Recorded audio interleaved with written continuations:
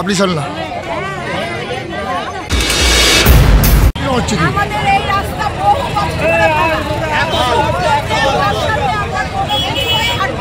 কতদিন ধরে অসুবিধা?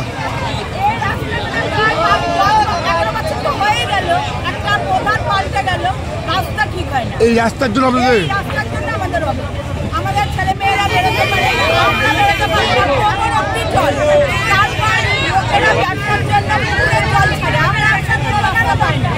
আমাদের কথা দিতে হবে,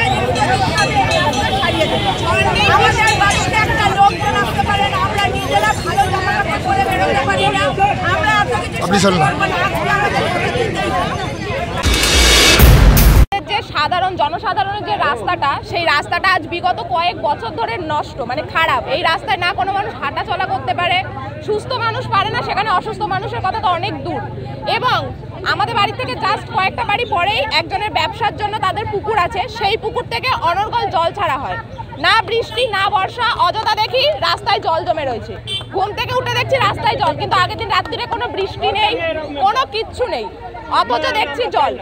বৃষ্টির জলের কথা তো বাদই দিলাম, আমাদের এই এলাকাটা এতটাই নিচু যে জন্য পার্শ্ববর্তী এলাকার যত জল, সমস্ত জল আমাদের এলাকাতে এসে পড়ে। কি চাইছেন কি আপনারা? আমরা একটাই জিনিস চাইছি, এই রাস্তাটা ঠিক করা হোক এবং এরকম আমাদের মতন ঠিক যেখানে যেরকম যা রাস্তা আছে সব রাস্তাই ঠিক করা হোক। আমাদের মতন আরো সাধারণ মানুষের অনেক সমস্যা। আমার নাম রিনি সেন।